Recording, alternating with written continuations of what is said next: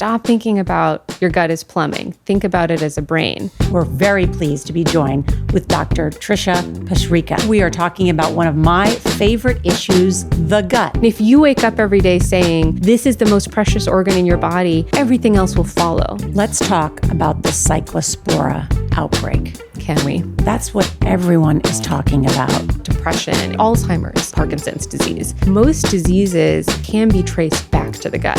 I think of food as medicine. I'm sure your microbiome is really diverse. I think prunes need a good rebranding to make colonoscopy sexy again. Hot girls have stomach issues. Hot girls have IBS. What are 3 signs your poop isn't normal? Okay, thank you for asking that.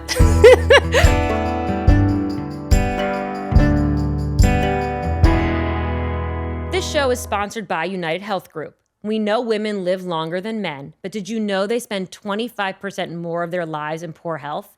How can that be? Well, it's that women's care is often treated as isolated moments instead of a lifelong experience. That's why United Health Group is working to reshape women's health with a more connected approach to care, supporting women through every stage of life, from adolescence to menopause and every moment in between.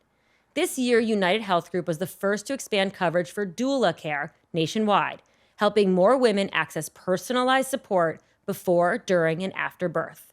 And through community partnerships and in-home care, United Health Group is helping women with the greatest needs detect and prevent diseases like cancer and heart disease earlier. Because women's health is more than any single diagnosis or moment in time. It's about care that follows women throughout their lives.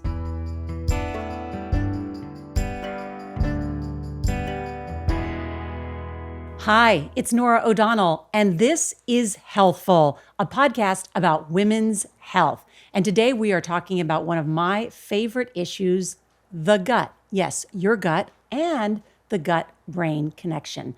Our goal is to introduce you to the world's leading experts on these subjects. And so today we're very pleased to be joined with Dr. Trisha Pasricha. And she is a double board certified internal medicine physician and gastroenterologist, double board certified, by the way. That's a very big deal. She's the head of the gut brain research and an assistant professor at Harvard Medical School. She graduated from Harvard and Vanderbilt Medical School. And she's also of a new book, You've Been Pooping All Wrong, which is just an amazing title for a book, by the way. Dr. Trisha, thank you so much for being here. Thank you so much for having me. Yes. And you also, of course, work for the Washington Post. That's right. I'm the Ask a Doctor columnist. I read it and get advice from you regularly. So thank you for being here. So you're a neurogastroenterologist. I think most people know what a neurologist is, and most people know what a gastroenterologist is. So what does that mean? Right. The neurogastroenterologists, we're the few, the proud, but we're a somewhat new specialty. We study the gut-brain connection because increasingly, since at least the 1990s, we have realized how important the gut-brain connection is to so many different aspects of lots of different diseases, not just gut health-related issues. So a new specialty was born. It's a special training after GI fellowship, but that's what we do is we try to figure out how these two brains, I call the gut its own brain, how these two brains communicate each other and what that means for disease and for our health. In fact, you call the gut a second brain? Some people call it a second brain. I call it the first brain. And wow. the reason I do that is that, one, I think a lot of people don't appreciate the gut has over 500 million nerve cells. And it is creating all of the same neurotransmitters that the brain in our head is creating, like dopamine, like serotonin. And that plus the trillion microbes that are living in there, they are constantly communicating with the brain in our heads. And that brain is, the reason I call it the first brain is that for a lot of organisms, it was the first brain, evolutionarily speaking, and the brain in our heads came a little bit later. And I think, and I would argue, that brain in our gut is the most important brain in how we function. And so I really think of this as the OG, as the most important, but there are two. In other words, everything starts here in our gut. Right. I mean, that was an idea that Hippocrates had well before he even understood that we have this enteric nervous system. That's the name of that brain. But it is true that even today, most diseases, to some extent, can be traced back to the gut. And we can treat them through food and other things through the gut? Yeah, I mean, food can be a kind of medicine for a lot of different diseases. And again, the kinds of diseases that we don't necessarily even think about as being related to the gut. And that's what's so powerful about the gut-brain connection. I'm talking about depression, anxiety. Parkinson's disease is what my lab through the NIH studies. And these are diseases that traditionally we have framed as being a problem in our heads, in the brains in our heads. But that's not the case now. And I think we know a lot more now how much the gut, how much our environments, how much food play a role in those other diseases. I want to dive deeper into all of that because I have been obsessed with this idea about the importance of your gut. But with scientists and doctors like you, you're kind of putting a lot of the meat and science behind it and helping me understand it more.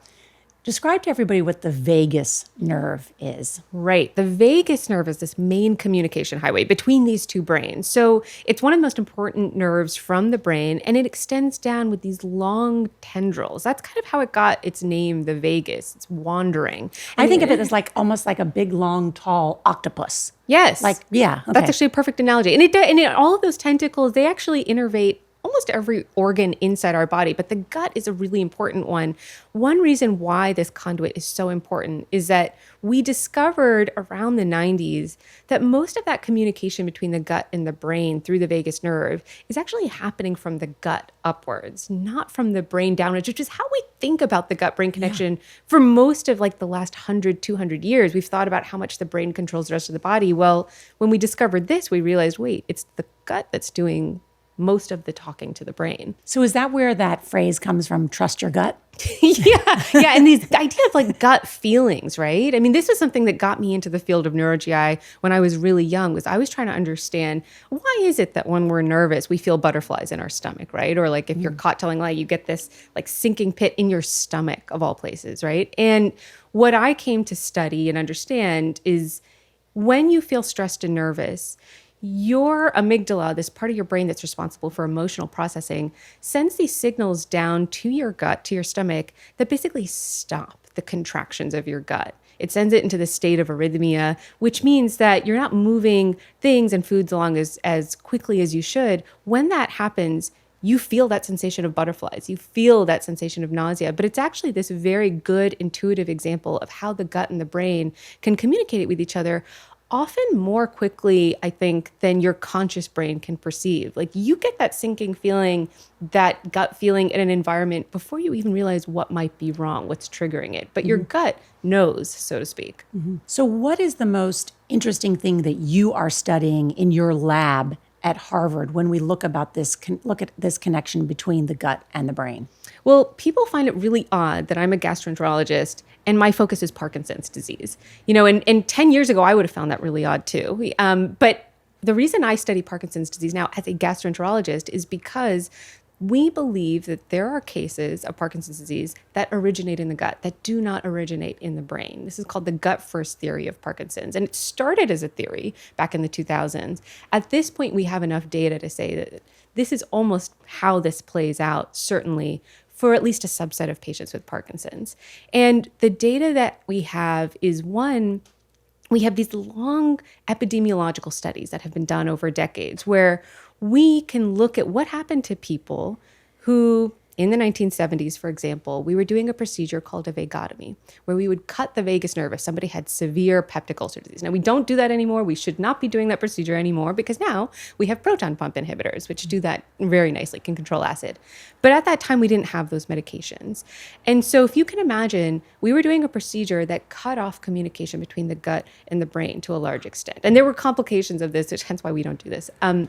But so many people got this procedure done that we can follow them over time. And what we found is that people who had this procedure, their risk of getting Parkinson's disease was slashed by almost half. Wow. Isn't that astounding? And that's one piece of the epidemiological clue that led people to say, okay, and it's not zero. So some people were still getting Parkinson's disease. But what was happening to that almost 50% of people who didn't? And we've come to realize that the hallmark of Parkinson's disease is this misfolded protein called alpha-synuclein. And you can see that in a certain part of the brain that it causes the destruction of dopamine-producing neurons. And that's what's responsible for the tremors and some of the symptoms that we classically associate with Parkinson's disease. However, when I started seeing patients out of my GI fellowship with Parkinson's disease, and this was sort of by chance and serendipity that more and more patients came to see me, almost all of them would say that they were suffering from debilitating GI symptoms, from constipation, from nausea. And if you started to probe, those GI symptoms started years, if not decades, before their tremors. And now we've done these big studies where we find that what we think could be happening is alpha-synuclein, that protein, actually may start to misfold first in our gut. And then there's this period, we call it a prodromal period, that can be years, could be decades, where that protein is misfolding and maybe it's traveling along the gut slowly up the vagus nerve, but it hasn't hit the brain yet. So you don't have tremors, but you're starting to get these GI symptoms and what we call autonomic dysfunction, which is where your blood pressure might change, and you have issues with hypotension. Okay, this is so fascinating, and I have so many questions. Yes. The first being, as you've pointed out, many of these people who present with Parkinson's say that they had gut issues previously, constipation 20 years earlier. Yeah. So let's say Norah O'Donnell, 50 years old, or another woman like me is having gut issues in their 50s. Can you test them for that pronounce it for me again? Yeah, alpha-synuclein. Alpha-synuclein protein now, like at 50? Like maybe if I were to see if I was going to maybe be at risk for getting Parkinson's 20 years from now? Right. Well, you've hit on the exact goal of my lab and a lot of people's labs. What we want to do is say, okay, we have this interesting period of years where there's a window where we could capture it before it hits the brain. We're not there yet at the point where we have a good test that can do that. We're working on trying to figure out a biomarker in the gut. I'll also say that, Parkinson's is a common disease, but it's not as common as constipation. Almost all of us will have constipation at some point in our life. So I don't want anyone to panic and say, because I have constipation, does this mean I'm at risk of Parkinson's disease? But I will say that constipation is officially recognized now as a prodromal symptom. So of Parkinson's. So if you were someone who came to my clinic and you said, I have new constipation and I've lost my sense of smell recently, and I am having trouble sleeping. I sometimes act out my nightmares. When you start to add it together with these other symptoms that are prodromal Parkinson's, I really do pay attention and start to listen. So it's changing how we think about it. I think in the next 10 to 15 years, we're going to get to that point where we can hopefully diagnose early, even prodromal Parkinson's from the gut. What does acting out your nightmares mean? Yeah. Just asking for a friend. There's one of the other prodromal symptoms of Parkinson's disease is REM, sleep disorder. And so that means that your nightmares or your dreams, doesn't have to be a nightmare, but your dreams are so vivid that you might start to move. You lose, when we go to sleep, we lose control of our muscles for the most part. We don't really move them. But, in these cases, people pretend they're running. They think they may even get violent. That can be a sign of early Parkinson's disease. Do you also think that in addition to Parkinson's, that there are other neurological diseases that start in the gut? Absolutely. There was a big study that came out within the last 5 years that also looked at Alzheimer's. Alzheimer's disease also can involve changes in certain proteins, tau protein and others.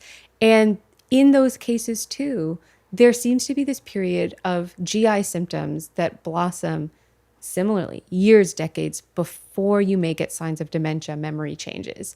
And I think those pathways there's some pathways that are shared with Parkinson's, some that are a little different.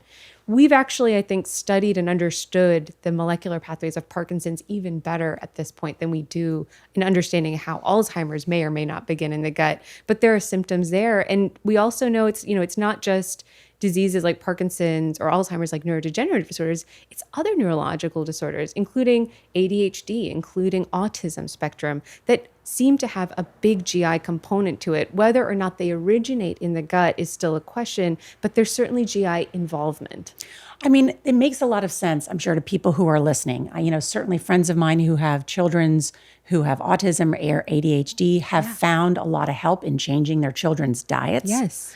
And that is, of course, using the gut to treat those issues.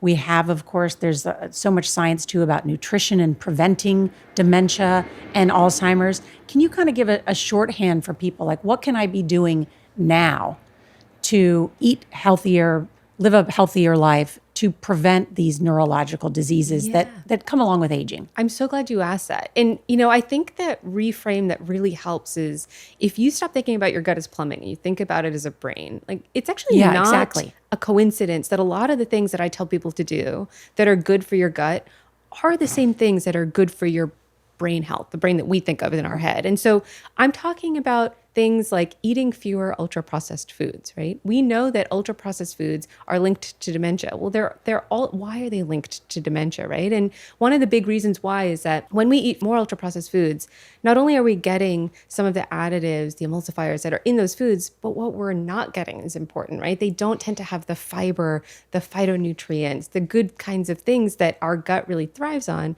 when we eat more whole foods. And what happens is that, I think sometimes people forget this. We don't, like gastroenterologists, every doctor you meet is going to tell you, eat more fiber, right? It's not for you. It's never really for you, right? We don't possess the enzymes to digest fiber. The fiber should and will just pass on through. You're eating fiber for your microbes. And it's those microbes that then, if they get fiber, and there's lots of different types of fiber, we should be trying to eat a diversity. They produce short chain fatty acids, which are these beneficial anti-inflammatory compounds, which then can get absorbed and make their way to the brain.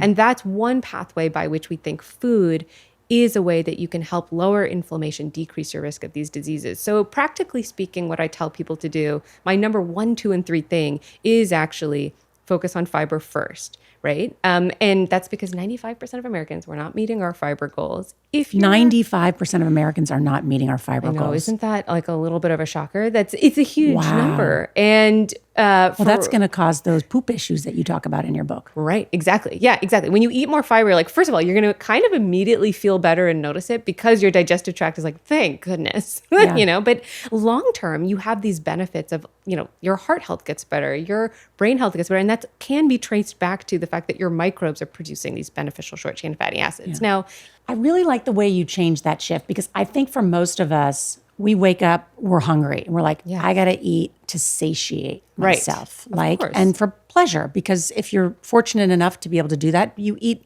for pleasure and to satiate yourself, right? But I really have shifted my thinking, and certainly while I do that, and my husband is, a chef, and we should all enjoy food. Certainly when I wake up in the morning, I think of food as fuel. Yeah. And food as medicine. Yes. And that the first thing I put in my body has to be like so that I can get through the day. Not just physically, but also emotionally. Yeah. Like so that I feel better, happier, that I'm, have more lift in my step, that I'm, can work out for if it's 20 minutes or an hour or whatever it may be. So I'm really shifting that whole idea is that the stuff I'm putting in my gut is like an engine. Yeah, I think the same way. I usually ask myself, what have I fed my microbes today? And then, you'd be surprised. Early on in my GI journey, it'd be like midday and I'd be like, nothing. I haven't fed that. I've been eating refined carbs all day. Dr. Trisha, you and I may be the only people in America that are saying that. What did I feed my microbes today? How are you, friend A and B and C? What are some of their names? What are some of your microbes' names? They're like a whole army of these guys. But, I think you're right that probably breakfast time is a time when we're eating some of our most refined grains of the day, if anything. Like we're eating pastries, we're eating breakfast cereals. Those break down immediately. They feel good. You're craving them. And what should we be eating? The first meal of the day is the meal where we should be eating more protein and more fiber. And the reason is exactly as you said. It sets your whole morning up. There have been clinical trials that show that one, you're more alert, you pay more attention. A lot of people are like, how do I get rid of afternoon snacking? Afternoon snacking is what gets me. Well, the clinical trials show that if your breakfast is high in fiber, high in protein, the snacking goes down because you're fueled. It's exactly as you said. You have the energy that you need. And then you're set up for the rest of your day. Mm-hmm. Let's talk about the Cyclospora outbreak. Can we? Yes. That's what everyone is talking about and worried about. Yeah. First of all, what is it? How do you get it? Right. The Cyclospora outbreak, it's an intestinal parasite. And you get it from eating some form of food. It's been produce that's been implicated that has the Cyclospora on it. It's not bacteria. It's a parasite. It's a parasite. I know it sounds like something out of science fiction novel, but it's real. This parasite tends to exist in endemic areas, tropical areas. Prior outbreaks have traditionally been linked to produce that has been imported. And we're talking about lettuce, we're talking about cilantro, we're talking about garnishes, raspberries in the past. Right now, today, we haven't fully identified the source, but we have high suspicion that lettuce could be part of that, and the CDC is investigating. But you get it not from spreading it to each other. We actually can't really transmit it from people within the family. This is very different from other intestinal illnesses I think we're all familiar with, like norovirus. One person in the family gets it, we all go down with the ship like within 2 days. This is fortunately not like that unless the whole family ate the same thing 2 weeks ago that was infected. But that's kind of what makes it tricky, is that it's not what you ate yesterday. It's really not even what you ate the day before that necessarily. These parasites take a while to mature inside your intestine. And that's why it shows up a couple weeks later. It can be up to a month later from whatever it is that you ingested.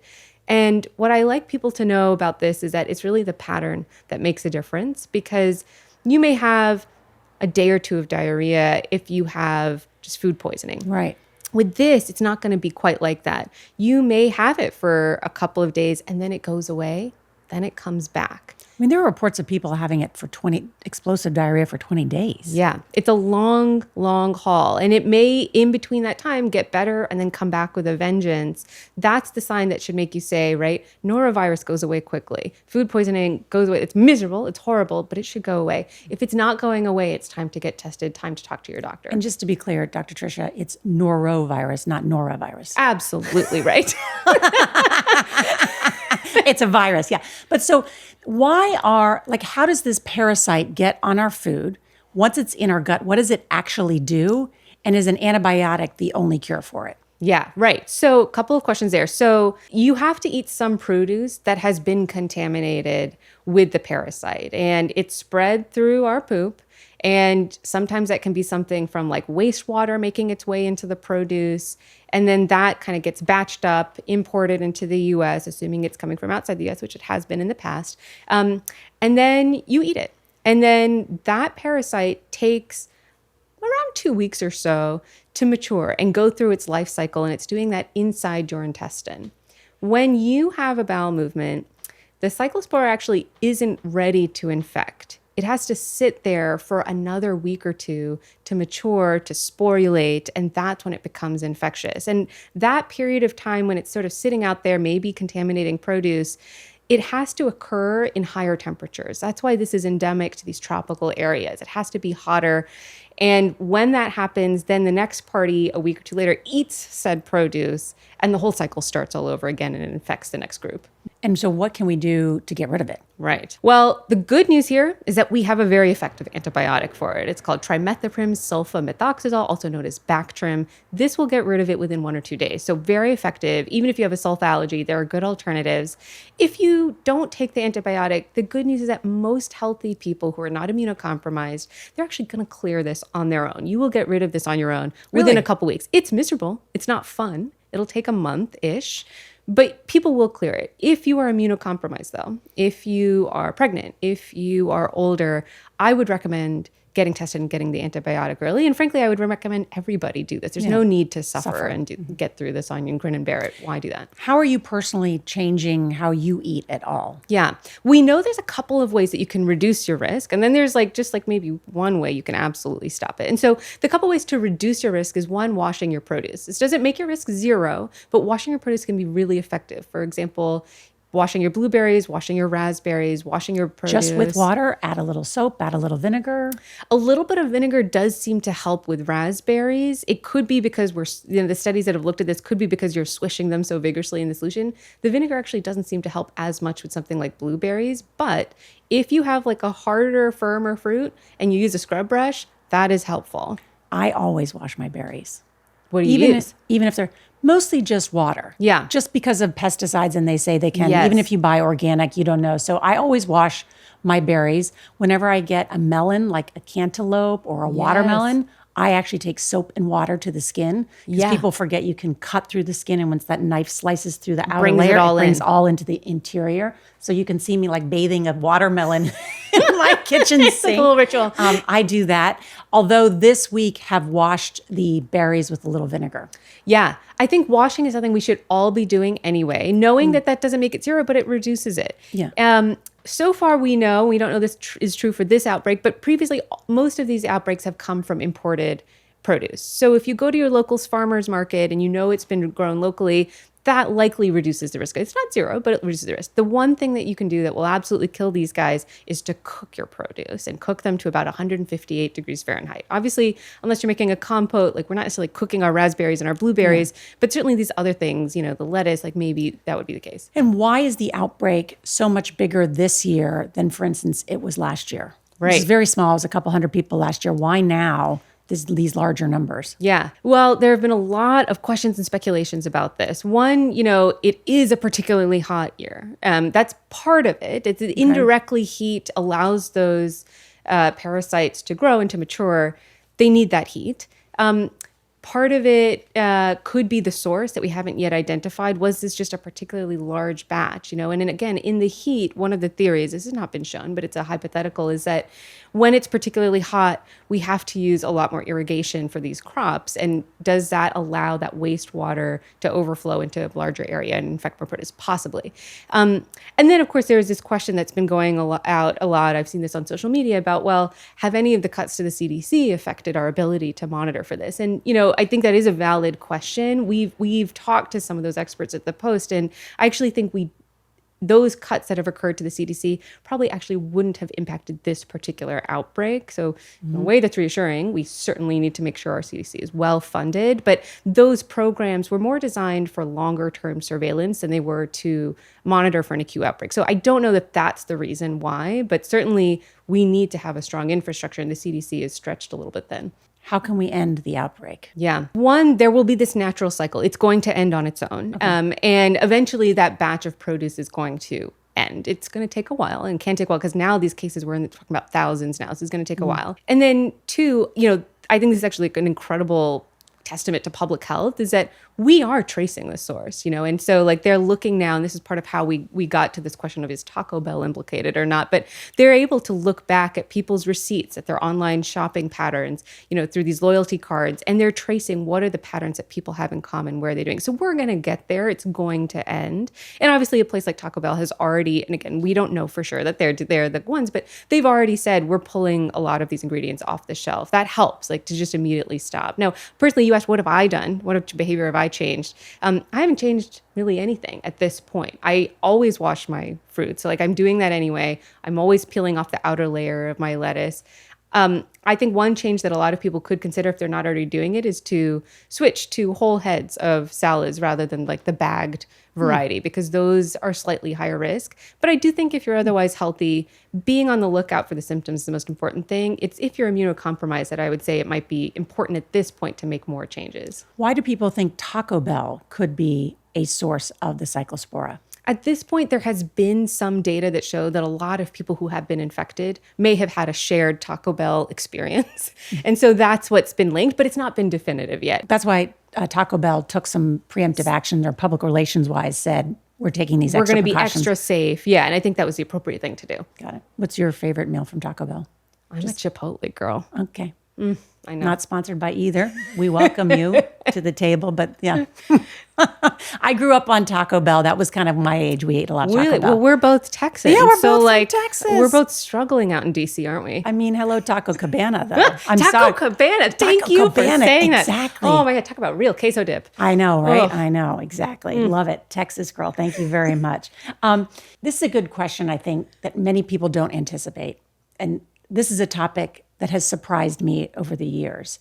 How do antibiotics disrupt our gut bacteria and our larger health? Yeah. And I think that even in GI, our thinking about antibiotics has changed a lot over the last several years, and I'll preface everything I'm about to say by making sure I'm really clear on the idea that antibiotics are very important. And if they're appropriately prescribed, we should take them. We should take them for the entirety of the course. They are the most powerful invention in medicine in the last 100 years that has saved lives. Thank correct? you. Absolutely true.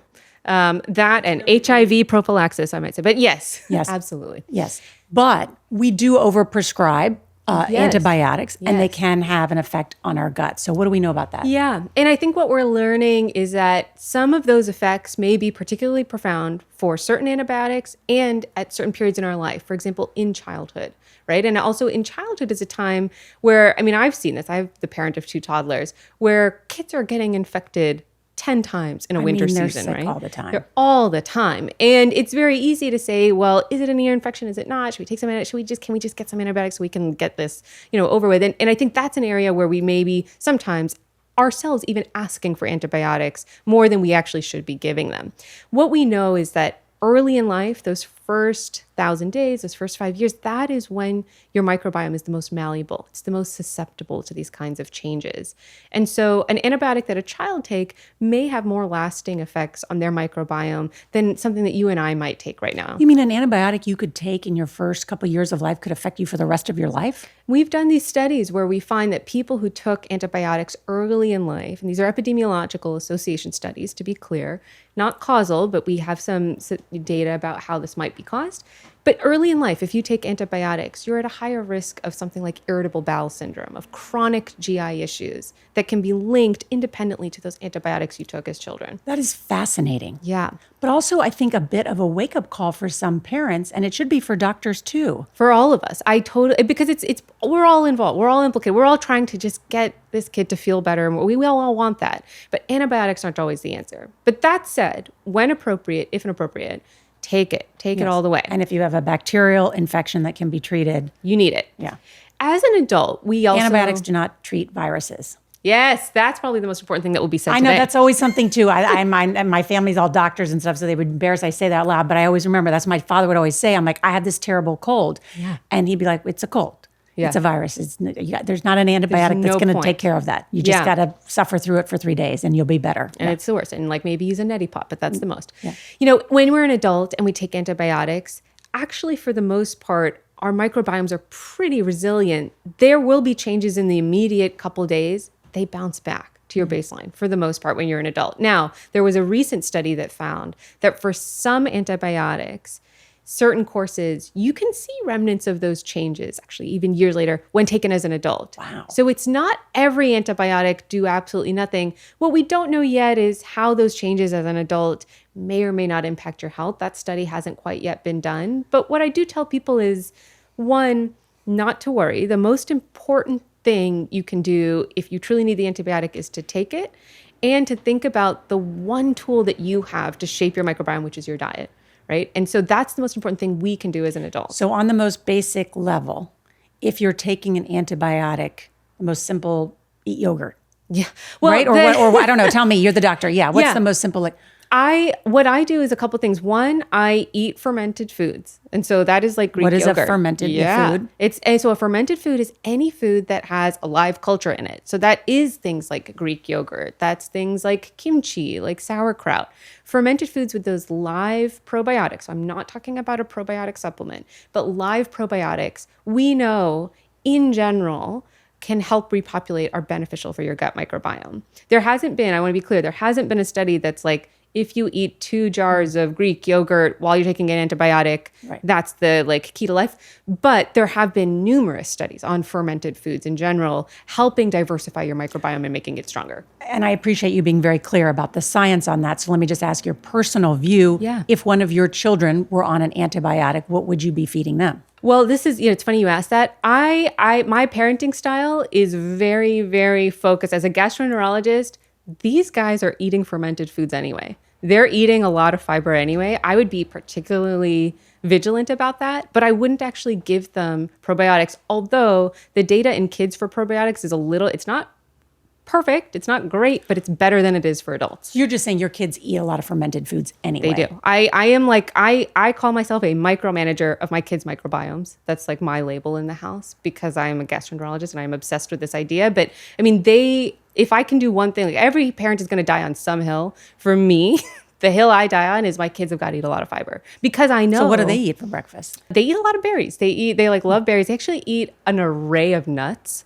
And I joke because I'm like, we're all we have enough nuts in this family, but they eat tons of almonds, cashews. They're eating lots of nuts and berries, and they have these little Greek yogurt popsicles for breakfast. So we are really into this, mainly because I know when they get older, they're going to eat whatever they want. They're going to meet friends. They're going to hang out. They're going to develop their own eating patterns that make sense for them. They'll go on their own health journeys. They're going to get into hot dogs. Hot dogs. Who can resist. But I have control over the first 5 years of their life. And that is when their microbiomes are their most plastic. I'm going to do everything I can to set them up for success. I love that. I love that. There is a social media trend right now. I have to read this because I was not familiar with it, but my producers have let me know. But there is a social media trend saying hot girls have stomach issues. Oh, it's like hot girls have IBS. We go further. Yeah. Yeah. That's a medical fact. Is it? Yeah, the hotter you are, the more likely you are to have IBS. 100% true. No, I'm just kidding. But it is true that IBS affects more women than it affects men. And it's also, I think, what I've seen this trend. And what I love about this trend is that we're talking about it. Yeah. Right? Like that people are getting out there and like, yeah, you're hot. And you're saying like, and I'm also dealing with this chronic illness that I have, in decades past, people have been too ashamed to talk about. So I really love this trend because it's really normalizing it. And maybe even glamorizing some aspects of it, but at least the part where we're saying, let's get help, that's important. Yeah. And so how can we help on that issue? Or how can doctors like you help on that issue? Yeah. Well, I think if you've ever met somebody who has been diagnosed with irritable bowel syndrome, often the first thing they'll tell you is that everyone tells me it's all in my head. Oh, that's terrible. It's horrible. That's called gaslighting. Right? Yes, that's exactly medical gaslighting. And and I think not in defense, but for a long time, we haven't known what the cause of IBS is. And when I say for a long time, I'm talking about like through the 1950s. Mm-hmm.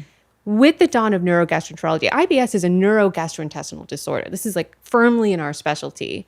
We now know, and we have known for 30 plus years, what the cellular and molecular abnormalities are in IBS, and they're not in the head. They're in the gut. There are some in the head, just like there are with any chronic illness. There are often changes to depression and anxiety. You see that in IBS for sure. But we also know, for example, one small example is the hallmark of IBS that everyone experiences is pain. People have pain with their bowel movements. They have cramping. They may have constipation. They may have diarrhea, but pain is a big part of their life. And that's really miserable. Well, that pain is not all in their heads, even though ultimately pain signaling has to travel to the brain. What we've found, and we've known this for years, is that people who have IBS have increased expression of a pain signaling receptor on the nerve cells in that brain in your gut I was talking about, the enteric nervous system. Those pain receptors are more common, more frequent, 3.5 times higher in people who have IBS. So that means anytime a normal amount of gas or food is just passing through your gut, they are 3.5 times more likely to have receptors that are picking that up and saying, wait, this is painful, this is uncomfortable. Wow. So that pain is real. It's 3.5 times more at least. And it is starting in the gut. It's not something that is just stress, because they'll hear that very often. Like what you need is to relax, or what you need is an antidepressant. And to be clear, antidepressants will help. Like anti-anxiety medicines, that you often have that when you have any chronic illness. But that's not treating the underlying problem, which is in the gut. The problem is that a lot of the tests in IBS are normal. The standard tests, the standard biopsies that we do aren't staining for this particular receptor I just mentioned. They're not looking in the right place yet. I do think that's going to change. But when you get told all your tests are normal, that doesn't mean you're normal. That doesn't mean your body is functioning normally. What do we know about hormones and the gut? Yeah. This is a really exciting area of research. Because I'm so glad that we're talking so much more about perimenopause and menopause, and all of those changes in hormone signaling that are happening in the rest of the body, they're actually also happening in the gut. And I think something that people don't often appreciate is estrogen. Estrogen plays a really important role in pain signaling from the gut. And this is one of the reasons actually that we think, one of many, but one of the reasons why we think IBS is more common in women, it's because of estrogen. Wow. Yeah. And not only that, but as estrogen levels may decrease as we age, and we know that process starts in our 20s and our 30s and it continues on, then that too plays a role in whether we're going to have constipation as we get older, whether the pain actually often gets a little better. IBS tends to get a little bit better as we get older. But you think that's because the estrogen is slowly decreasing? Because of the estrogen levels. But just the pain part of it, the motility part, meaning how fast your gut is or isn't moving, that actually is also impacted by progesterone, by estrogen, by lots of these other hormones.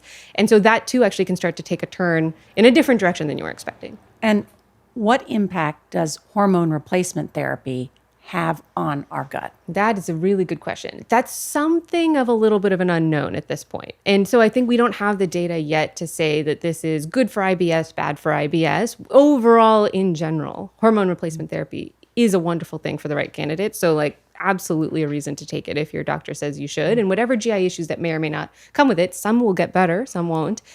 You can always talk those through with a gastroenterologist. All right, some quick questions for you. What are 3 signs your poop isn't normal? Okay. Thank you for asking that. First sign, you're uncomfortable. Okay. So people have this like big hang up on a number. Like if I go once a day, I'm normal.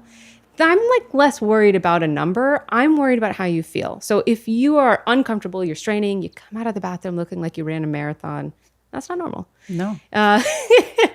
Second, your social life. This is actually really important. Like you might feel fine, but you're embarrassed to go out with friends. You're like canceling plans because you're like, I don't know what the bathroom situation is going to be like. I don't want to get up in the middle of my meal to go. If that's bothering you, it's interrupting your work, your social life, that's not normal. And then the third, and maybe this might be my most important litmus test, is ask your partner, ask your roommate, are my habits normal? And this is like such a funny thing, and I learned this the hard way through meeting more and more college students.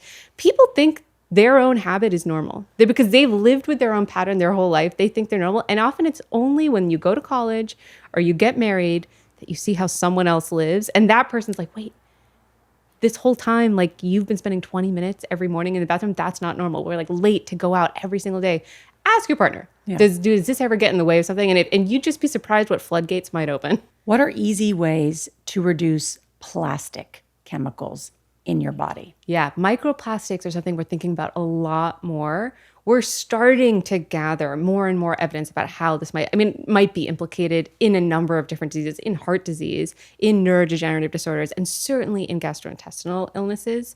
And I think even though the data is still early, every expert will agree fewer microplastics, the better.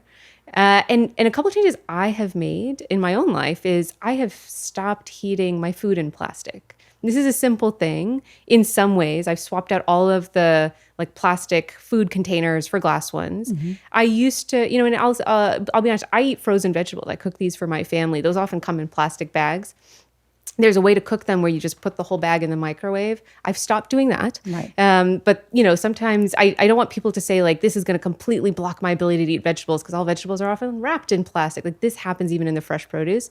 Do the things that are manageable and easy. For me, that's not heating my food in plastic to the extent possible and not cooking them. Microplastics hasn't really been on my radar. Yeah. Even though I'm kind of a health nut. Yeah. So do you think they contribute to a lot of our ailments? I do. I think we don't know yet the extent to which we do. Like we all have microplastics in our body. Like that I think has been an inevitable part of our modern life. How much is too much? We don't have those exact answers and for which diseases, but we do have growing, and it's not stopping, this body of literature that says that microplastics are implicated in our heart health, implicated in things like Parkinson's disease, which is what I study, and in numerous gastrointestinal issues. So the fewer the better. We don't know exactly how much that is. And so what I tell people to do is that there are a million things your doctor wants you to do to be healthy. Like eat more fiber, exercise more. I want you to pick the battle that will keep you the most sane. For me, the not heating my food in plastic, because heat really accelerates that shedding. That was the easiest battle to win. To say, I'm going to never buy any produce that's in plastic, I would have lost that battle and I would have just given up. So I want you to pick the battle that you can win and make the small changes that you can. Mm-hmm. We see that younger Americans are drinking less alcohol. Right. But in turn, they may be using other substances, including marijuana. Yeah. And now that it is legal in many states, how does marijuana affect your gut? Yeah, this is a really good question. Some people will have heard about this entity called cannabinoid hyperemesis syndrome. Haven't heard of that.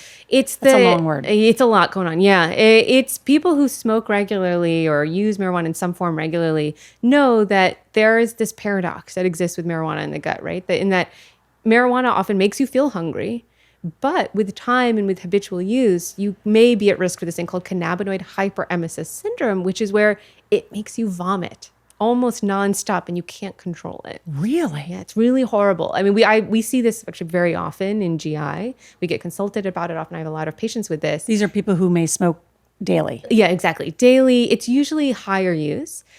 And one of the few ways to stop it is to cut back a lot of the marijuana. But it's interesting that, marijuana in the gut does have this impact on nausea. It has an impact on motility. And actually, it can be beneficial in some patients for chronic pain that's emanating from their gut. So it's not, in my mind, a complete villain by any means. It's something that we should consider as a medicine that has side effects that we shouldn't brush aside. I mean, I think the thing that I try to tell people who use marijuana, especially when they're treating GI symptoms, they're treating pain, is to just try to risk stratify and say, let's not be on one camp that says all of the risks about marijuana aren't real. They're very real. And a lot of them are neurological risks, right? Like people get into more car accidents when they use marijuana. We don't make that kind of connection. We know that for alcohol, it's also true of marijuana, right? And there's problems that can come with memory and attention and age, except that all of that data is real, and say, okay, it's like any medicine, there are some very real risks. What is the safest way, the absolute lowest dose that I can use this? And like, I'm not talking about recreational use. I'm talking about people who are using it medicinally.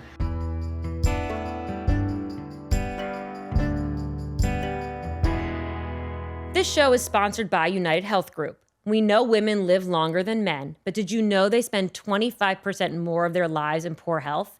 How can that be? Well, it's that women's care is often treated as isolated moments instead of a lifelong experience.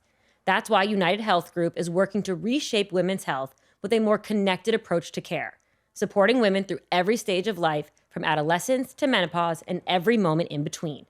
This year, United Health Group was the first to expand coverage for doula care nationwide, helping more women access personalized support before, during, and after birth. And through community partnerships and in-home care, United Health Group is helping women with the greatest needs detect and prevent diseases like cancer and heart disease earlier. Because women's health is more than any single diagnosis or moment in time. It's about care that follows women throughout their lives.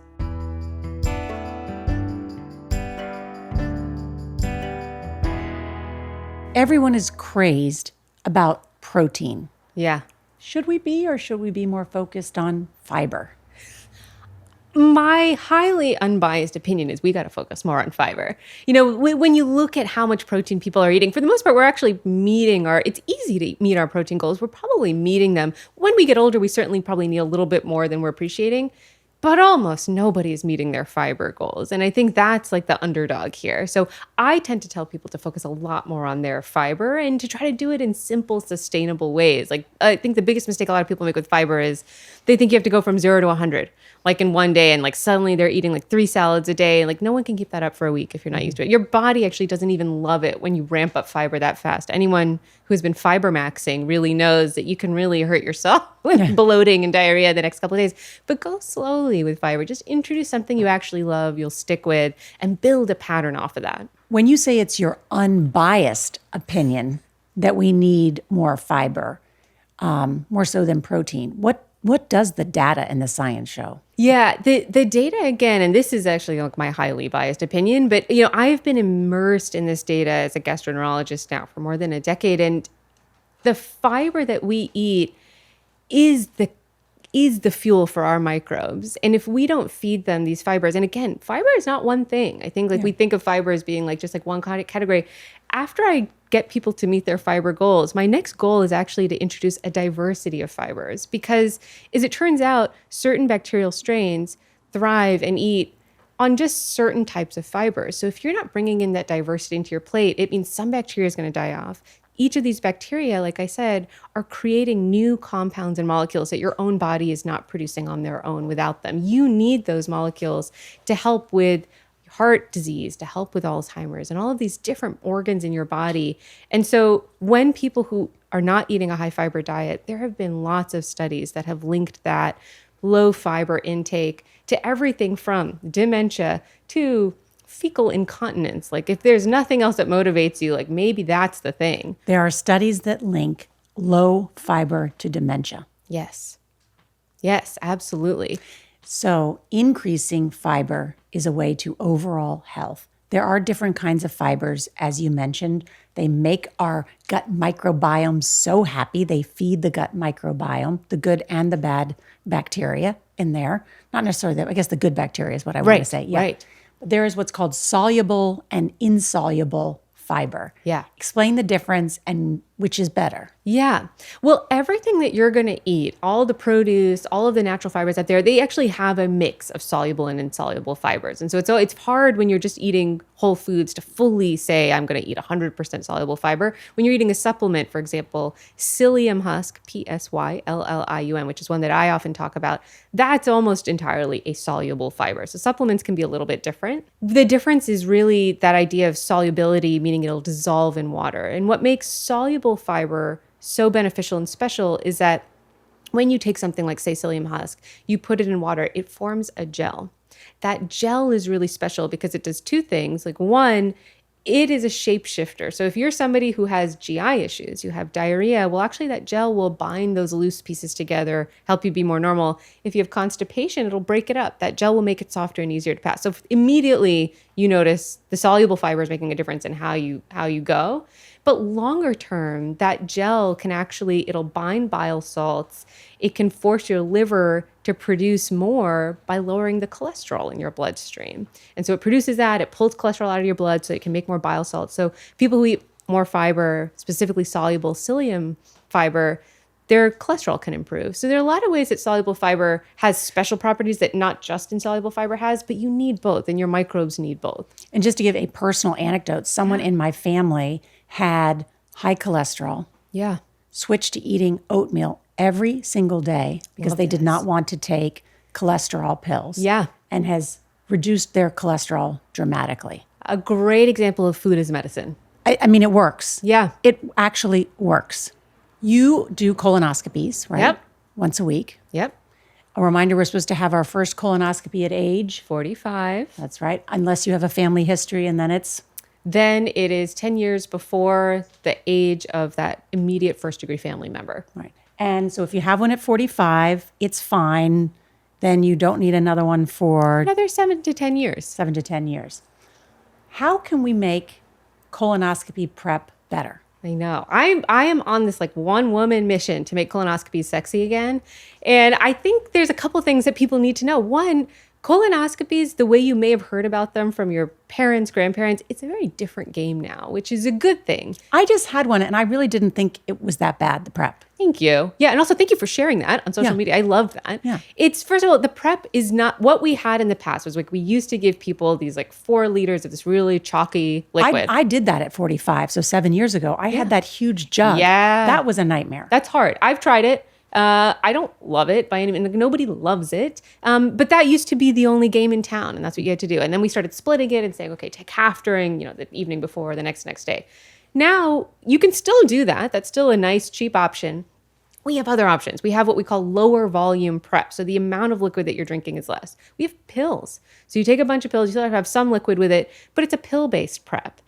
The end result is the same. You're going to have a lot of water diarrhea. Remember, that's the point of the prep. We want you to be clear. We don't want you to cut corners with how clear you are because that's the whole way we can look for polyps. That's the point. And you have a simple tip about how to make your colonoscopy prep liquid taste better. Yes. I always tell my patients a couple of different things. One, if you just sip it straight room temperature, that's nasty. Nobody's going to like that. But one, if you chill it and you sip it with a straw, it tastes so much better. You can mix it with light colored Gatorade. Yeah, you can mix it with Gatorade. You can mix it with a lot of fun things. You can mix it into Jell-O, right? Because you can only have liquids. Turns out Jell-O will count as a liquid. Now, I don't want you to use red Jell-O. Talk to your gastroenterologist about what color they're comfortable with. Green Jell-O is going to be okay. You can mix it with Jell-O. You can mix it with a ramen packet. That's my favorite tip. Warm it up, have it as soup, mix it with ramen, and it tastes great. Not the noodles, just the noodles, just the packet. Just the packet. I the actually seasoning did that packet. in the last prep. I did a little of the like bouillon cube. Yeah, Yes, essentially. yes. So you had like a little soup kind of. But Yeah, broth. and it feels like you're kind of still eating something. It'll go down. And the prep is actually like when someone shows up for the colonoscopy, I tell them the hard part's over. Like, congrats. Like, this is like this next part, you're going to be asleep. It's going to be a breeze. In fact, some people not only do they wake up and say, when are we getting started? And I get to tell them like, hey, we're done. Like, you got it. But they wake up and they say, that was the best sleep of my life. I know. I woke up and was waiting for that too. And I was like, I wanted it to be longer. Yeah, it's like too good a sleep. Yeah, it's too good to sleep. Yeah. This is largely a podcast about women's health. And one of the really exciting things since the first woman graduated from medical school in 1848, Dr. Elizabeth Blackwell. As I read in your book. Yes, thank you very much. Is now that the majority of medical school graduates in America are women. Yes.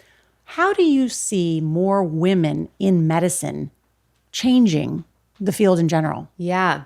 This is really exciting. Even in GI, 80% plus of the practicing gastroenterologists are men. And so there really have not been for a long time. In my fellowship class, I was one of 5, all 4 men and 1 me. And they were the best of the best. But I've seen a change even in my own lifetime. I'm seeing that the fellowship classes are now mostly women. If not, there have been some classes that are all women. And that's incredibly important because in GI... And that's in how many years that changes? In about 10 years or so. Okay. And we're seeing a big shift because if you think about it, irritable bowel syndrome, which is the most common disease in GI, it affects 15% of the American population, irritable bowel syndrome. It mostly affects women. But our specialty for too long has been mostly men. So interesting. Yeah. And I don't know if you experienced this. A lot of times when women want to get colonoscopies, they want a female provider. They want a female doctor. Well, guess what? When there's only 20% of us out there who are doing it, it can be really hard to get appointments with your female doctor. We may not even have them. And it's important to kind of show up and show younger doctors that GI is a safe space for women. It's a cool place for women, and your patients want you and need you. And so it's changing, and I'm really excited about that change. And obviously we see, not in GI specifically, but we do see in other areas of medicine, there have been some big studies about how people tend to live a little longer when their doctors are women. Yes, and if you're treated by a female surgeon, your outcomes are better. I completely believe that. Yeah. Okay, now to our segment we are calling the group chat. We want our audience to be able to ask questions of the world's leading experts. So this is so exciting for people. You can look on my social media for how you can ask questions of the people we are interviewing. So let me start with this. Shauna, a friend of mine, asks, I've heard a healthy poop is banana or snake shape. Is that true? On average, how many times should we poop a day? I love that question. And I also love that we are talking about what I assume is a fully grown woman who is asking this question. Yes, one of my friends from Texas. Yes. Fellow Texan. We don't get taught this stuff, like even when we're kids, because our parents themselves don't often know the answer to that question. And the short answer is a normal shaped poop, a healthy poop, is what is comfortable for you. And the truth of it is that that's not necessarily always going to be a banana or a sausage shape. That is the median. Like that is in GI, we even have a scale for this. We call it the Bristol stool scale. And the center of that scale, you've got like really watery on one end, like tiny little rabbit pellets on the other end. The center is exactly that. It's like a nice smooth sausage. That doesn't have to be everybody's normal. It is often what the majority experience. But this is something really important, especially in our age of fiber maxing. I tell people, when you start meeting your fiber goals, you're going to start getting a little fluffier. The stool is not going to look like that perfect banana shape anymore. That's okay. You should embrace this new you, like this, it doesn't have this new you. Exactly. So it's a range. Okay, that's good. All right.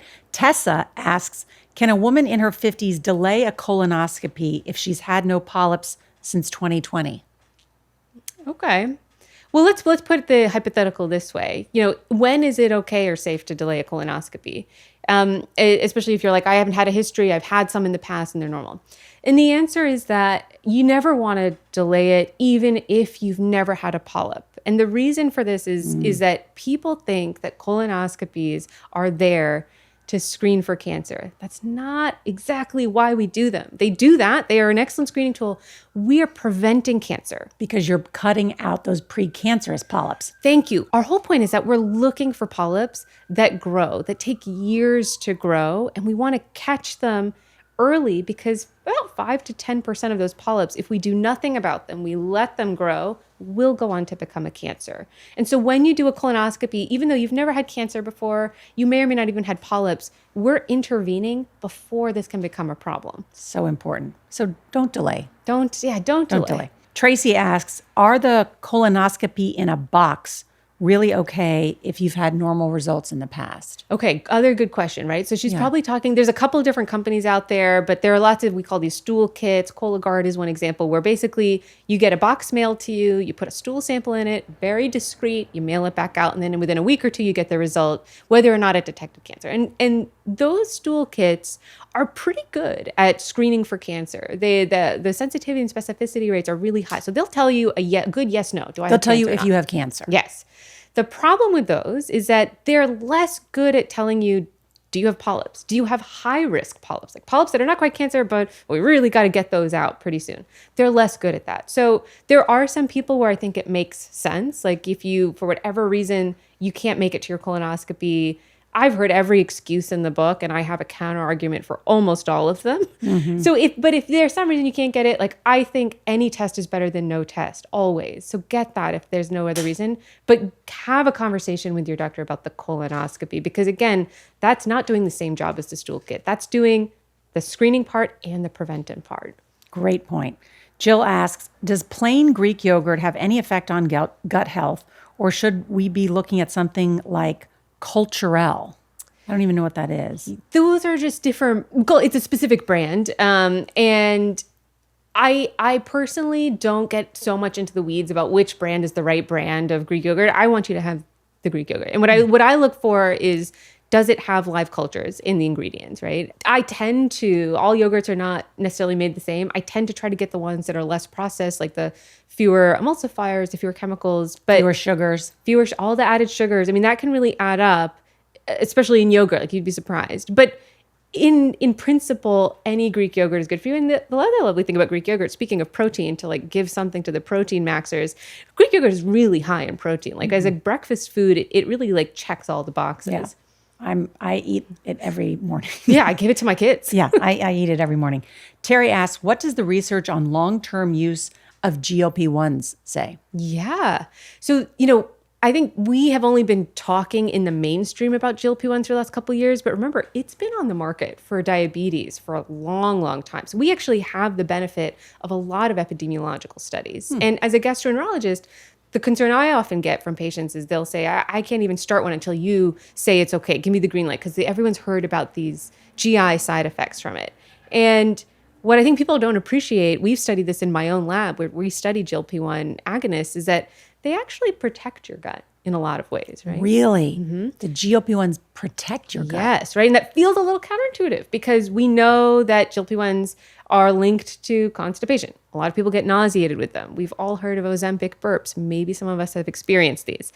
But my lab showed within the last year that people who take GLP-1 medicines, they're less likely to develop ulcers in their stomach. People who take GLP-1s, these other studies have shown, they're not only less likely to develop colorectal cancer down the line, but almost 13 other different types of cancers in the body, including breast cancer. That's a relatively new study, right? Yeah, that's right. That was in one of the JAMA journals. And the mechanisms are part of what we're still unpacking right now, but the pattern is consistent. And I think it points to the idea that GLP-1s are not simply an appetite suppressant. Like the most powerful way that these GLP-1s work, we think, is through an anti-inflammatory effect in the gut and throughout. And that's why, because otherwise just suppressing your appetite, well, actually, it turns out a lot of these studies controlled for weight. Independent of weight loss, people are at lower risk for cancers. Fascinating. And I think that's one of the things that I've learned, and please feel free to correct me if I've misunderstood this, but one of the main causes of disease generally is inflammation. Yes. So what we're trying to do is reduce inflammation, whether it's cardiac inflammation, other kinds of inflammation. There's things called inflammaging, inflammation and aging. And so, when I'm talking about, what I eat on a daily basis, is that food anti-inflammatory? Yes. That's a big conversation. So you're saying the GLP-1 in the gut is anti-inflammatory. Yeah. It's shown those effects, and that's why it's helping. But for me, I'm looking at, foods and stuff like that are anti-inflammatory. Everybody in my family is sick of hearing me talk about it. Well, my O'Donnell family, but I mean my immediate family thinks I talk too much about turmeric and blueberries and green tea and all of those things that we can do on a daily basis. But is that correct that we want to reduce, generally speaking, inflammation. You're absolutely right. I mean, we've even reframed how we think about obesity as being a disease of inflammation, of chronic low-grade inflammation. If you think about inflammation, I mean, you can have an inflammatory response to an infection, for example. We develop inflammation, and that inflammation is actually good for you. It's like, you're trying to like put out this fire. But what we think happens in a lot of disease states is like really like you're on this like low simmer for a long time. Like you never quite turn that thermostat down. And when you do that over time, it causes slow damage to lots of different organs in your body. So I'm exactly with you. There are certain foods, if we take even the GLP-1s out of the equation, there are certain foods that we know promote inflammation and certain ones that we know reduce inflammation. Like you've mentioned a lot of the key ones that get talked about a lot, like berries. Blueberries are a great one. Turmeric. For me, when I talk about what does an anti-inflammatory diet look like, it's really not like one magical food here and there that you supplement. It's really about your pattern of eating. And in general, that aligns really well with the Mediterranean style diet, which again, when I was new to this world in med school, I was like, does this mean I have to eat Mediterranean food? Like, and it's not. You can, your Mediterranean style diet can be applied to any type of cuisine you want. And all it's doing is promoting these anti-inflammatory foods. And that is things like whole grains, like multiple different types of colorful fruits and vegetables into your diet and minimizing the processed than red foods. meat. Yeah, exactly. Red meat, especially processed meats, these are the ones that promote more inflammation. So like nice fatty fish like salmon are a good example of a substitute. Our next segment is called 3 Simple Things. 3 Simple Things is sponsored by United Health Group, working to close the women's health gap. Our goal is to give people healthful tips. So what are 3 simple things you can do to improve your gut health and your overall health? Well, one thing I tell people to do is when I say eat more fiber, I don't want you to think about taking something away. A simple thing you can do is say, what am I going to add to my plate? I'm not telling you to even make a substitution, just add a serving of broccoli. So now when I wake up, I eat 2 prunes. Oh, I love that for you. And they're really sweet and taste good. I think prunes need a good rebranding. The term I think like offends Gen Z, but I do feel like if we just called them like dried plums, everybody would be eating them. Yeah. Okay, Yeah, you gave me so a good. good So idea. that's good. Yeah. Okay. So sorry. add something like Yeah. kiwi, like whatever it is. Kiwi. Add something. I know. My kids love a kiwi. My kids devour kiwi. Yeah. And by the way, people are like, I don't know how to eat it. I just cut off the top. I'm going to do an Instagram video Yeah. on this. We should do it together. Oh my gosh. I just cut off the top and you stick a spoon in it like it's ice cream and you eat it like That's that. not how I do. But also, there's no wrong way to eat a kiwi. So now I'm going to try this too. They might love that. We do. I don't know if what I'm doing is right. Like I Peel it. de-peel. Yeah, I peel it. I cut for them. I cut it into like little tiny, like dice it up. Yeah. But you can't eat the peel. Well, my daughter told me that last night. She said you Yeah. can eat the peel. Great source of fiber. It tastes tangy. I eat the peel. Yes, eat the peel. Okay, so I'm sorry, I interrupted you. What are 3 simple Simple things? things. Okay, right. So think about what you're going to add to your plate. Don't think about what you're going to subtract from your plate. That's like the one thing I tell people. 2, get screened. I mean, this is like, if there's one hill I can die on, get screened for colorectal cancer. Like almost everything else, like get the cancer screening, because this is the one thing you can do that will reduce your risk of getting cancer. Your family wants this for you. There's more than one option, more than one way to prep. There's more than one way to do it. So get screened. And then I tell people, this is, I think, the like next frontier in gut health is explore fermented foods. Like if I'm thinking about the average person who comes into my clinic, they may know, they've heard the fiber story before. Like they know they need to be eating a more, Mediterranean style anti-inflammatory diet, but no one is quite ready, I think, to talk about kimchi and sauerkraut with me. Try it. This is like a simple thing. Just bring some home, try a little nibble. I didn't really love kimchi until I started mixing it into my stir fries, and now I do kimchi fried rice. And now I found I put it on my burgers. Like once you find the way to make it interesting and work for you, it can really flip a switch. So just experiment. It's time to turn the tables, Yes. where you get to ask me questions. I am so excited for this part. Okay, tell me, I think this is a big thing. I love that you went on social media and talked about your colonoscopy. Was there anything unexpected or surprising about that experience that you think people should know about? No, I found getting a colonoscopy a pretty straightforward procedure. I think it is one of the best things you can do to prevent cancer. I think, it's really 24 or 48 hours out of your life. Yeah. The prep isn't awesome, But it's fine. All you have to do is like snuggle into a Paramount Plus or, Netflix series and do your prep, right? Yeah. It's an excuse to binge something for a long time. I love right? that reframe. Yeah. What I did is I had my first one at 45, which I thought the prep was more difficult that time. Then I had my second one at 52. Yeah. And I found the prep to be much easier because it was the combination of the pills Yes. and the powder prep. Thought it was pretty straightforward. I would say if you can, try and schedule your colonoscopy first thing in the morning. Yeah. So that is because you get hungry, and at least that way you're sleeping. And so when you can get up, I think it's harder to have one later in the afternoon. I've not done that, but that was, I think, one of the best tips I've gotten. I think the thing that surprised me was in sharing that I had had that colonoscopy, how many people liked my Instagram post and how many of my colleagues in journalism, fellow on-air correspondents, anchors said, thank you so much. I'm going to get mine. Or by the way, can you recommend me someone? So that effect of sharing these things about our health is just a reminder they're very powerful. We all need a helping hand to remind us, oh yeah, I need to make this a priority. I love that so much. Thank you for doing that. I had people mention that they saw that post. Oh, good. Yeah, good, patients. good. So, and then, from personal experience, my sister is a colon and rectal surgeon. And so she's spending so much time with the very difficult process of dealing with people who develop, colon and rectal cancer. And so more and more we can do to try and prevent that as a whole society, that's a good thing, and save people from, what's a tough diagnosis. yeah. Okay, tell me a little bit about the family experience, because this is my question for you. I grew up as the daughter of another doctor. You grew up as the daughter of a doctor. Your sister is an incredible surgeon. How did having doctors in the family shape your perception of your body, your relationship with your health? Because now you're doing this incredible podcast, Healthful. Yeah. Interestingly, there are 4 kids in my family. I'm the only one without a science degree. Oh, really?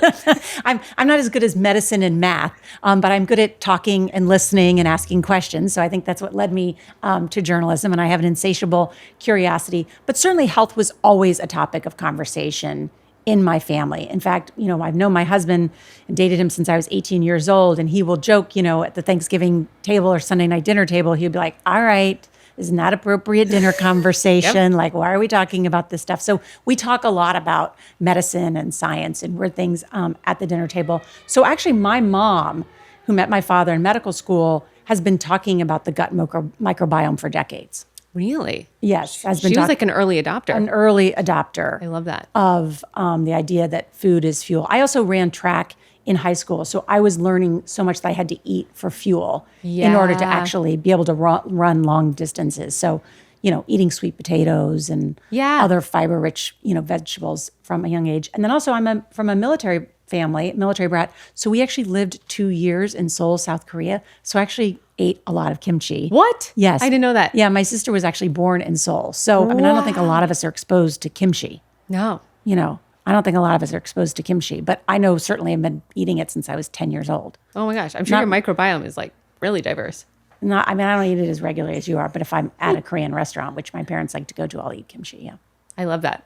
Okay. One thing you may or may not know about me is that I think we have a shared mentor, which is Ann Compton. Yes, that's in your book. Yes. So she has been my like lifelong mentor. I still email her and talk to her about once a month. But I know from talking to her, your relationship with her. And my question for you is thinking about what she did for me. She really inspired me to become a journalist. What is something you learned from her? And then 2, what is something that you would pass on to other women who want to follow footsteps like yours and hers? Thank you so much. Yeah, Ann Compton was longtime ABC News, a White House correspondent, one of the first women, had 4 kids. Her husband was a gastroenterologist. Yes. And I was an intern when I went to Georgetown University at ABC News, and she ended up driving me home from the White House one day in her station wagon, and gave me a lot of advice, and has still been my friend and mentor to this day. And I guess the advice that I would give young people who want to go into journalism or that are just starting out is the same advice that Ann Compton gave me. And she said to me, start your Rolodex right now. And back in the day, we had that wheel where you actually wrote people's names and phone numbers. But get contacts from everyone that you meet. Get their phone number. Develop relationships. Relationships are not only what, of course, builds our social happiness in life, but if you're a journalist, it is at the heart of everything. Having conversation, gathering knowledge, asking for help. How do I meet this person? What do you know about this subject? How do I get in touch with the expert? That's all collecting contacts, building relationships. And I think that's ultimately at the heart of journalism. And the type of journalism that I try and practice is being trusted on both sides of the aisle. Yes. Whether you're a Republican and Democrat or whether you're an independent. And certainly with this podcast is I want people to, again, trust the type of information by bringing experts like you to them so that we all can all be healthier and happier. I love that. So build relationships, get people's phone numbers, work those relationships. Call early and often. Love it. Okay, so next part of our conversation is about myth busting. Oh, Healthy people poop once a day. not necessarily. Yeah. You can go anywhere from up to 3 times per day to once every 3rd day, and you would still be within the range of what Americans call normal. Having stomach issues while traveling is totally normal. It's common. I don't think I would call it normal, but Really? it is common. Yeah. We don't talk about, sometimes, well, especially today, we talk a lot about diarrhea. Constipation is incredibly common when we travel. Yeah. Like 40% of people when they travel are going to experience Oh, constipation. I've heard people say sometimes they don't poop for like a week when they travel. Yeah. But Isn't you're that saying that's miserable? not normal. I don't think that's, no, it's not normal. It's common. That doesn't make it normal. Okay. And so like there are ways that you can overcome that and should work on that if that's you, because then you're miserable. The point of Yeah. vacation is to have a nice time and relax, not to be like stuck at home lying down on your back while everyone else is out at brunch. So what should they pack on their vacation if they're having those issues? Easiest thing, take your fiber supplement with you. You know, like I used to in the past get on my high horse and say like, seek out a real adult vegetable when you're on vacation, like eat more, because no one eats normally on vacation. And also I don't eat normally on vacation. Now I just pack a fiber supplement and I'm a happy girl. More myth busting. Is it important to do a detox to reset your gut? Absolutely not. Okay, this concept, the detox culture is so strong, powerful, loud on social media. Everybody thinks And so wrong. And so wrong. You think when you go, I have a lot of people who do, for example, colon cleanses to detox, or they'll go on juice cleanses to detox. First And of you all, say no. No. A juice cleanse, you're taking all the fiber out of all the vegetables and fruits and you're just having the sugary juice part. That's not, I mean, you're eating less overall. That's going to change how you feel, but you're not actually helping your microbiome. You're doing the exact opposite. And nobody, unless you're getting a colonoscopy, needs a colon cleanse. Spicy food is good for your gut. I love this one, not only because I have a spicy food addiction, but because there is actual data, right? We think it's the opposite because we hear oftentimes when we're sick, don't eat spicy foods, like give your gut a break, right? Or like spicy foods makes heartburn so much worse. A lot of people experience and live that. Well, it turns out that spicy foods are not actually increasing the acid production in your stomach. They're doing the opposite. They lower how much your acid is producing, which is why people who eat more spicy food actually tend to have a lower risk of gastrointestinal ulcers.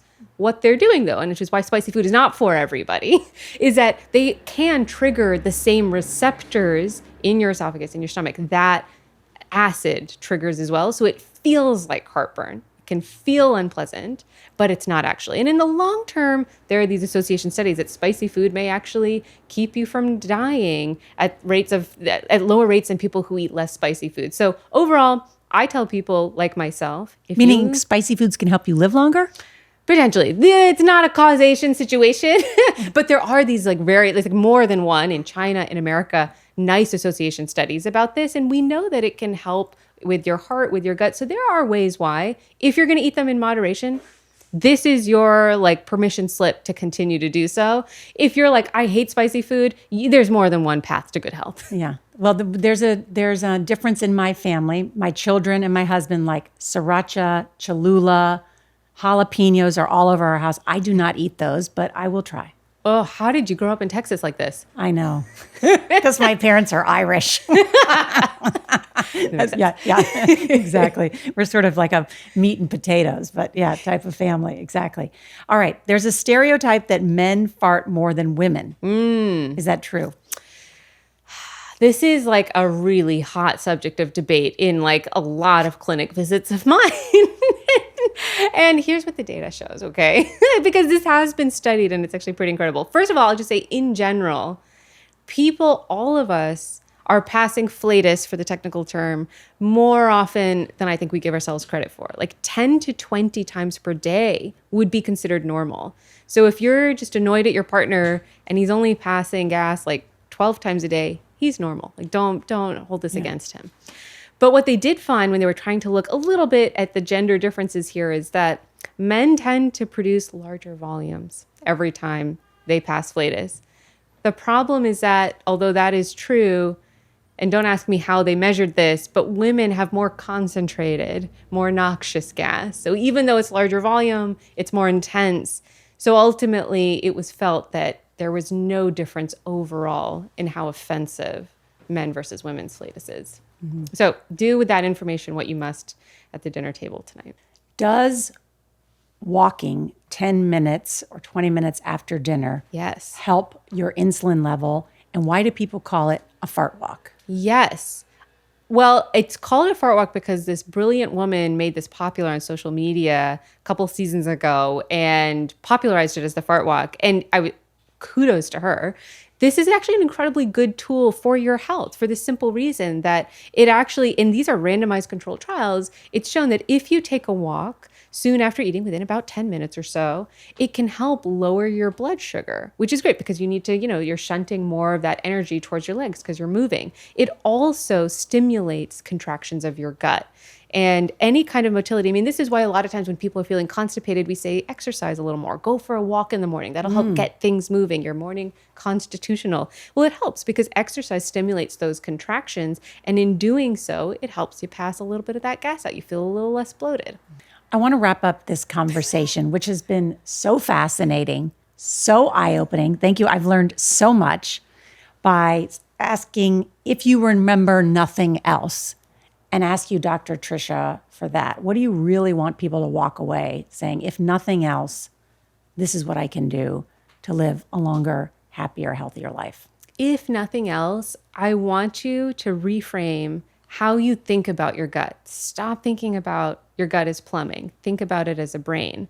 And if you wake up every day saying, this is the most precious organ in your body, everything else will follow. Like you're going to make all of these decisions throughout your day, how you feed it, what your lifestyle looks like, have you fed your microbes, all of these things, because you're no longer thinking about it as just this tube that moves your food into waste. You're thinking about it as this brain that is nourishing your whole health. So just that reframe in how you think, I think will completely flip the script on how you approach your health. And the data and the science show that you can impact everything from your mood, depression, immune system, all by how you feed your gut. That's absolutely right. Incredibly helpful. I think it's healthful. Healthful. Thank you so much. Thank you. Thank you. That was great.